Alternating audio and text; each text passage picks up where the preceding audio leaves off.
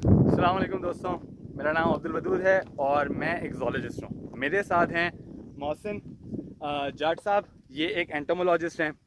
Entomologist वो होते हैं जो कीड़े मकोड़ों के ऊपर रिसर्च करते हैं। अब आप सोचेंगे कीड़े मकोड़ों पर रिसर्च करना कौन सी बड़ी बात है, क्या ही है।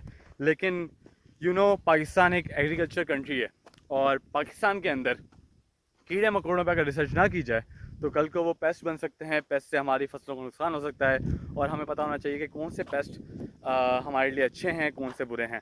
तो इसी हवाले से हम रिसर्च करने आए थे यहाँ पे। मैं इनके साथ आया था, ये मुझे बहुत कुछ सिखा रहे हैं एंटोमोलॉजी के हवाले से। तो अभी तक हमने कुछ स्पीशीज़ पकड़ी हैं, वो मैं आपको फर्दर वीडियो में दिखाऊंगा कि कौन कौन सी स्पीशीज़ थी। तो हम उनसे पूछते हैं कि स्पीशीज़ कौन सी है और उनका नाम क्या क्या है और वो क्या किरदार अदा करते हैं हमारे इकोलॉजिकल साइकिल के अंदर। हाँ मौसम भाई। मेरा नाम मोहसिन अली है। मैं एक एमफिल स्कॉलर हूँ और एज एंटोमोलॉजिस्ट मेरा प्रोफेशनल है। ऐसे बात करें तो पाकिस्तान के अंदर हम बात करें, एक एंटोमोलॉजी का एक बड़ा रूल्स है। एज ए पेस्ट के काम पे हम देखें तो एग्रीकल्चर के अंदर एज ए पेस्ट ये काम करते हैं, या हम एक ह्यूमन सोसाइटी एंथ्रोपोलॉजी के अंदर बात करें, ये एक फैक्टर्स भी होते हैं। आपको पता है कि एंटोमोलॉजी जो दरअसल वो आर्थ्रोपॉड भी इसमें आता है, जो एनिमल किंगडम का सबसे बड़ा फाइलम है, जिसकी ह्यूज जो है ना क्वांटिटी की तादाद से स्पीशीज़ है, मोर देन 3 लाख स्पीशीज़ आ जाती हैं इसके अंदर, या 5 लाख आ जाती है। तो इस इलाके के अंदर हमारा काम ये होता है कि हम इसको स्पेशली एग्रीकल्चर पेस्ट के ऊपर यूज़ करते हैं। बाकी एज ए कुछ ऐसे स्पेसिमन्स हम तलाश करते हैं जो एज ए फार्मर भी इसको कलेक्ट करते हैं, एक बायोलॉजिकल एक यूनिट या स्पेसिमन जो आगे फर्दर लेबॉर्ट्री में स्टडी के लिए करे जाते हैं। अभी रिसेंटली हमने दो तीन कलेक्शंस की हैं। वो पोइकिलोथर्मस एक ग्रास हॉपर की है, जो बहुत ब्यूटीफुल ग्रास हॉपर है। ये स्पेशली पाकिस्तान और एशिया में पाया जाता है। तो जो भी है वो इसके अंदर बहुत कलरफुल डाइवर्सिटी मिलती है। पाकिस्तान के अंदर ये बहुत सारी अच्छी स्पीशीज़ हमें यहाँ पे कलेक्शन के लिए मिलती हैं। और मेरा जो मेन फोकस है वो डेजर्ट लोकस्ट का है। डेजर्ट लोकस्ट रिसेंटली उनने 2019 के अंदर एक बड़ा स्वाम कास्ट किया, जिससे हमारे पाकिस्तान एग्रीकलेक्चर को बड़ा लॉस हुआ है, $1 बिलियन का हुआ है। और स्पेशली फिर इसके ऊपर फॉरनर ने बड़ी फंडिंग की है, जिसका मेन पॉइंट हमारा यही है कि उसके ऊपर कलेक्शन करना और मेन पैरामीटर्स जो IPM के थ्रू इनको कंट्रोल करना है, जो कि बगैर किसी पेस्ट के यूज़ किए, बगैर किसी डाइवर्सिटी को डिस्टर्ब किए, हमें इसको एज ए बायोलॉजिकल कंट्रोल करना है, ताकि ये हमारे लिए एज ए बेनिफिशियल काम करे। तो ये हमारा मेन पर्पस है। Thank you. तो आपने सुना मोहसिन जट साहब की ज़बानी कि इन्वायरमेंटल फैक्टर्स क्या क्या होते हैं इन पेस्ट के और ये क्यों ज़रूरी हैं और इनसे क्यों बचना चाहिए। ये दोनों फैक्टर इन्होंने बताए।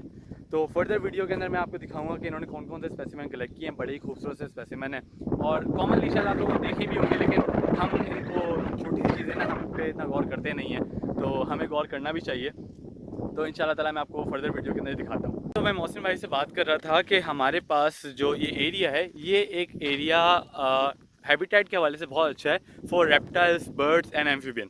ठीक है, यहाँ फिशेज़ भी मिलेंगी। ऑब्वियसली दरिया, सिंधु दरिया हमारे साथ साथ चल रहा है, आप देख सकते हैं आगे। तो यहाँ पे फिशेज़ भी हैं। तो हम ये कह रहे थे कि सर्वाइवल के लिए क्या ज़रूरी है। ठीक है, तो एज अ जोलॉजिस्ट मैं ये कहता हूँ कि सर्वाइवल के लिए ज़रूरी है आपका हैबिटेट, आपका प्रीडेशन मतलब आपका खाना, और उसके बाद आपकी है रिप्रोडक्शन साइकिल।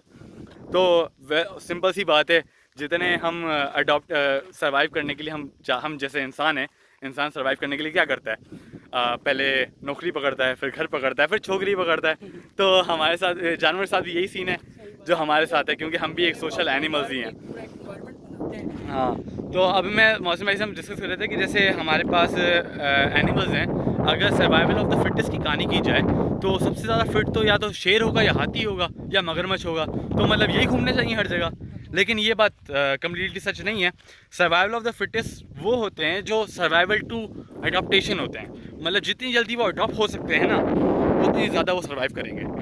तो यही हम बात कर रहे थे। जैसे हमने एग्जांपल दी चूहों की। चूहों की एग्जांपल है कि वो बड़े कमज़ोर सा जानवर है, उसको कोई भी जानवर आके खा जाता है।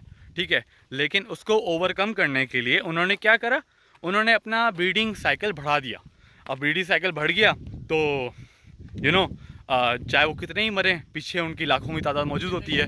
इसी तरीके से लोकस की बात करते, लोकस्ट के अंदर भी यही हो गया है कि एक स्पेशल बिहेवियर जो उनके पास आता है, जो वो एक बिल्कुल एक नैम्फ एडल्ट्स की फॉर्म में सवाम बनता है। वो एक स्पेशल एक पूरे इंसेक्ट के अंदर अगर हम बात करें कि किसी के पास स्ट्रेटजीज़ नहीं है जो लोकस्ट के पास है। लोकस्ट एक जैसे इसको एक स्पेसिफिक इन्वायरमेंट मिलता है, रेंज आती हैं, तो उसके जो एग पोर्ट्स होते हैं वो फीमेल एक्स्ट्रा लाई करती है। लैड करने के बाद वही एक्स जो है वो नैम्फ की तादाद में एक स्वाम बनाते हैं, अपने आप को जल्दी डेवलप। थोड़ा स्वाम बता दें, स्वाम क्या होता है? स्वाम दरअसल क्या है, कलेक्शन ऑफ ग्रास होपर्स की होती है। एक तो लोकस्ट की बात करें तो वो जनरल ग्रास होपर होता है, लेकिन क्या होता है कि एक ऐसा एक इन्वायरमेंट थ्रू द सीजन्स के अंदर वो एक लोकस्ट क्या करता है, जैसी सीजनल चेंजिंग आती है अपनी physiological bodies through the hormones change करके वो एक सोलेटरी से ग्रेगेरियस फेज में चले जाता है।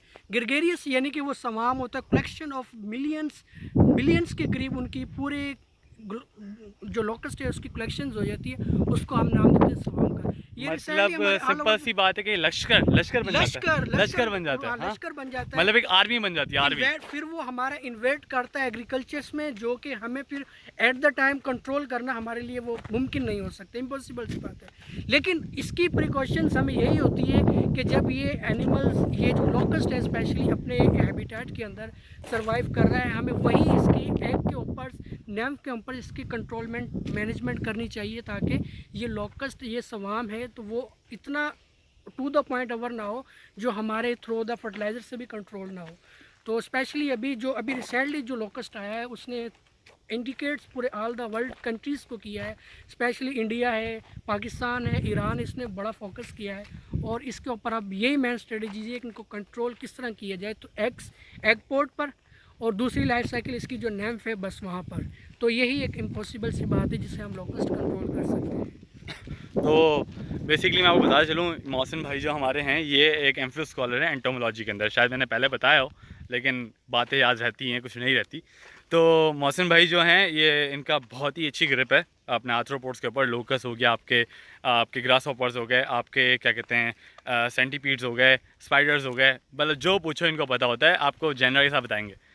और इनकी बातें ज़्यादातर हार्ड टू कंपेयर इसलिए भी होती हैं, बहुत साइंटिफिक वर्ड यूज़ करते हैं जो कि हमको, इवन कि मैं एक जोलॉजिस्ट हूँ, मेरे लिए भी कॉम्प्रीहेंड करना बहुत मुश्किल हो जाता है। हाँ तो जी सीन कुछ ऐसा है कि हमारे पास ग्रास हॉपर्स को रखने के लिए कोई जार थी नहीं, तो हमने एक एक्वाफीना की बोतल ली और उसके अंदर हमने इनको डाल दिया। तो आप जैसे कि देख सकते हैं ये माशाल्लाह से हमारे पास दो हैं। हाँ भैया बताएं ज़रा कौन सी स्पीशीज़ हैं और क्या हैं ये, ज़रा इनके बारे में बताइएगा। ये जनरली, वैसे हम इनको अगर जनरली नाम दें, अगर आपको कहीं नज़र आते हैं आप इसको ग्रास हॉपर्स कहेंगे, लेकिन ग्रास हॉपर्स के अंदर ये क्या है, इसको हम कहते हैं पोइकिलोथर्मस, इसका जो नाम है पोइकिलोपिक्टस, ये इसका वो नाम है, जोलॉजिकल साइंटिफिक नेम है, लेकिन जनरली हम इसको ग्रास हॉपर्स कहते हैं। और ये आपको मोस्टली कहाँ में मिलते हैं, ये जो हमारा एक वीट प्लांट होता है जिसको हम आक प्लांट कहते हैं, दरअसल ये वही इनका मेन है, आक का पौधा, आक का पौधा, और ये इसको आक ग्रास हॉपर भी कहा जाता है। ये उसको खाता है जी, ये हमारे सब कॉन्टिनेंट में इसको कहते हैं आक जो है ना ग्रास हॉपर, क्योंकि ये उस पर ही होता है, इसकी बेस्ट फूड भी यही है, उसकी लीव्स जो होते हैं ये वही को सक करते हैं, और अच्छा। इसके चीविंग माउथ पार्ट्स होते हैं, ये उस चीविंग इसमें खाने वाले दांत होते हैं, खाने वाले दांत तो होते हैं, आप देख सकते हैं। हाँ नजर आ रहे हैं। बहुत ब्यूटीफुल कलरफुल ग्रास हॉपर्स में शामिल किया जाता है, और आप इसके अंदर देख सकते हैं। वैसे गाइस मैं आपसे पूछना चाहूँगा, spot the difference between two them, ज़रा यहाँ देखें मोहसिन भाई, स्पॉट द डिफरेंस, कौन सा ग्रास हॉपर है ये बताएं कौन से वाला है? ये ग्रास हॉपर जो है ना, ये वही, आप इसके विंग्स देखें बिल्कुल मेम्ब्रेनस विंग्स है। अच्छा, इनकी बात या आप इसकी बॉडीज़ पे देखते हैं, ये इसके स्पायरकल्स होते हैं जिनसे ये क्या करता है, रिस्पायरेटरी गैसेस को लेता है, वहाँ एक्सचेंज की जाती है। इसमें कोई ऐसा पिगमेंट्स नहीं है जिनसे ये कोई इनका कोई ब्लड हो, पिगमेंट्स हो जिससे वो ले, लेकिन इसके स्पायरकल्स एक होल्स होते हैं बॉडीज़ पे, जो एब्डोमेन में देख सकते हैं, एब्डोमेन में इसके यहाँ पर मौजूद होते हैं, और दो थोरैक्स में होते हैं जिनसे ये अपने गैसेस को एक्सचेंज करते हैं। एब्डोमेन पेट वाला ऐसा, थोरैक्स गले वाला ऐसा? जी, इसके बॉडी के दरअसल 3 पार्ट्स होते हैं, हेड, थोरैक्स एंड एब्डोमेन। मतलब सर, गर्दन और अपना पेट पर भी इसके सारे डाइजेस्टिव ऑर्गन्स हैं, रिप्रोडक्टिव ऑर्गन्स। इनके कितने पैर होते हैं? इनके पेयर्स जो विंग्स के हैं वो 2 पेयर्स विंग्स के होते हैं, और 3 पेयर्स हैं वो लेग्स के होते हैं।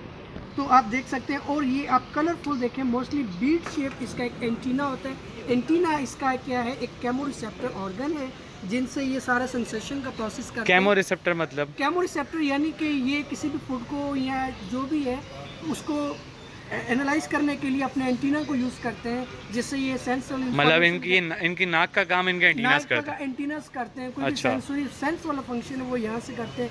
फूड खाने के ये नहीं है तो वो इस एंटीना से करते हैं। बहुत सेंसिटिव पार्ट जो है वो एंटीना होता है, बहुत सेंसिटिव होता है। इसका देखें कलरफुल है, 3 से 4 इसके एंटीनास में दोनों के कलर्स हैं, आप देख सकते हैं। हाँ, एंटीना एंटीना के अंदर इनके कलर देखें, येलो है, ब्लू है, मतलब ब्लू और येलो का कंट्रास्ट है, और इसका ये पूरा जिस्म ब्लू और येलो रंग का है। मतलब वाकई बड़ी प्यारी चीज़ है।